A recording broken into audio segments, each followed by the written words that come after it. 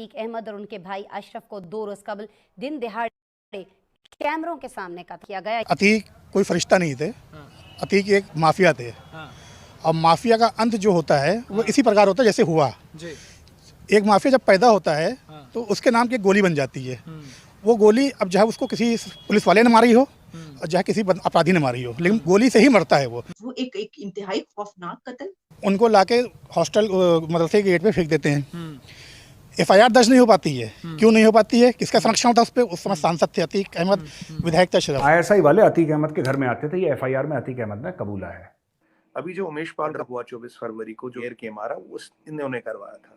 उसका इनका बेटा था असद, उसका तो हो गया था एक दो। अतीक अहमद और उनके भाई अशरफ के साथ बिल्कुल वैसा ही हुआ जैसा कि उन्होंने 2 हफ्ते कबल कहा था। अब इतने साल का इनका इतिहास है। अतीक अहमद 2004 में खुद बोल चुका था, या तो मेरे को कोई राइवल मारेगी या मेरा एंड्रो को। ये अतीक का खुद का स्टेटमेंट था। उसके बाद ये जो हमारे 40 से 50 साल है डॉक्टर साहब, इसमें ऐसा क्या हुआ कि मुल्क पाकिस्तान कम और भिकारिस्तान के नाम पर ज्यादा मशहूर हो गया, और बीइंग अ पाकिस्तानी हमें इस चीज का बड़ा अफसोस होता है। अब ये केस में जो अतीक वाला केस है, इसमें राइवल इन्वॉल्व है, ये भी हो सकता है। इसमें पर्सनल रंजिश थी, किसी का भाई मारा, भतीजा मारा, उसने बदला लिया, वो हो सकता है। एक इंतहाई खौफनाक कत्ल। प्रेस के सामने बड़ी खबरें आई उसकी, अतीक अहमद और वो, यानी इतना वो तो मैंने इतनी खौफनाक वीडियो थी, मैंने अपने सोशल मीडिया पे भी शेयर नहीं करवाई वो देखने के बाद। तो ये, और फिर उसके बाद होता है ना कि जब ऐसा कुछ हो तो वो फौरन मार दिया जाता है उनको। तो वो सवाल जो उठ रहा है वो ये है कि क्योंकि मुझे आपके अंदर की पॉलिटिक्स में इतना ज्यादा वो नहीं देखती, ऑब्जर्व नहीं करती कीनली, तो लेकिन सवाल जो उठ रहे हैं वो ये है कि जी एक तो वो मुसलमान थे, और दूसरा ये कि उनको फौरी तौर पर पुलिस वहां पे मौजूद थी, तो उन्होंने जिन्होंने मारा उनको क्यों नहीं मारा, कत्ल किया। तो ये सर बताइएगा क्या है मसला, ये क्या हुआ? देखिए अतीक अहमद जो है, ये जो भी दुर्घटना हुई कल, ये दुखद है, नहीं होनी चाहिए थी। इस तरह की एक्शन का कोई कभी कहीं सपोर्ट नहीं है। The rule of the law should prevail, not like this. तो पहली बात तो मैं आपको क्लियर कर दूं, this is very unfortunate what has happened. अब इसमें 2-3 चीजें हैं, मैं आपको सिस्टमेटिकली बता देता हूँ। पहली बात है, अतीक और अशरफ के, अतीक के अगेंस्ट करीब 125 FIR है। FIR आप जानती है ना क्या होता है? First information report. अशरफ के खिलाफ ये है। अतीक 2 या 3 बार MLA रह चुके थे और एक बार MP रह चुके थे।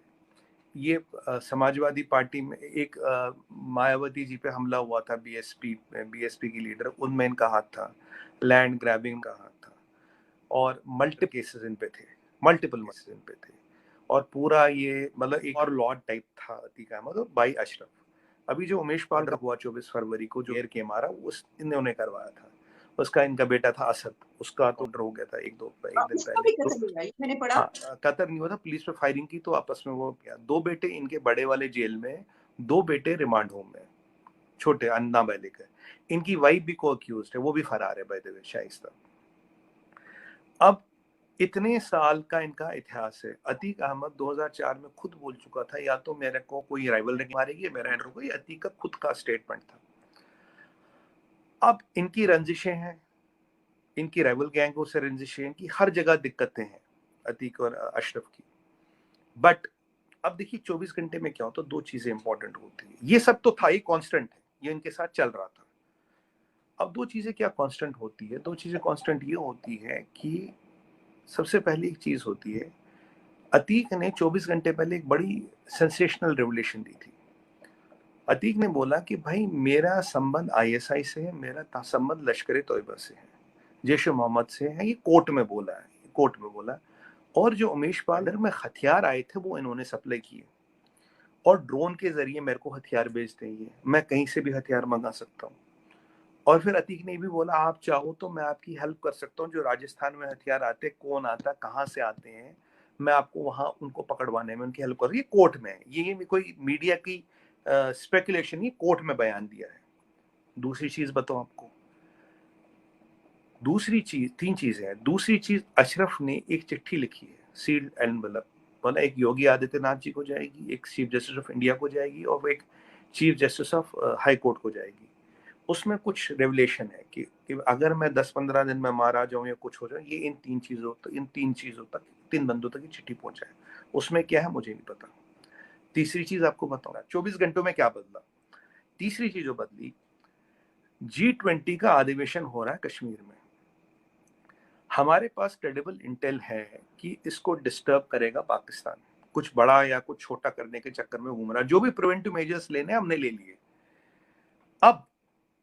अब ये जो अतीक का खुद रेवलेशन है कोर्ट में कि भाई मेरे संबंध है, अब यहां अटकले अनुमान ये लगाया जा रहा है, did Atiq know something, was Atiq going to reveal something, was Atiq going to talk about कि यहाँ और कौन कौन लोग हैं, नेटवर्क कहाँ कहाँ है, G20 में क्या हो रहा है।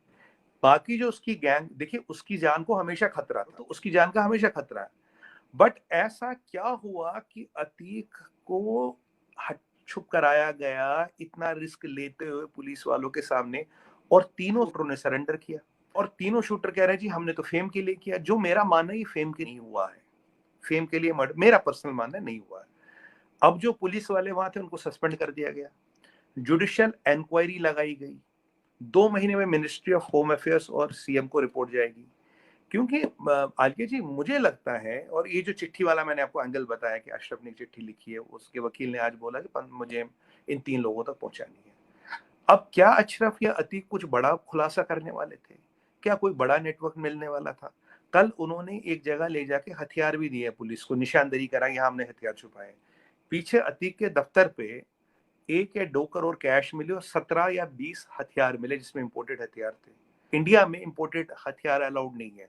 यहाँ आपको 32 बोर का लाइसेंस मिलता है, मेड इन इंडिया। इंपोर्टेड हथियार is not allowed in India, licence और नो लाइसेंस। की बात से ऐसा लगा कि ताने बाने जो है वो यहाँ पर, यानी आपने कहा ISI और ये सारी। देखिए मैं आपको बताता हूँ, जहां तक असद की बात है, असद ने पुलिस पार्टी पे फायरिंग की। यूपी में एक होता है STF, स्पेशल टास्क फोर्स, उन्होंने रिटेलिएट किया, असद मारा गया, वो क्लियर केस, उसमें कोई कंट्रोवर्सी कहीं नहीं।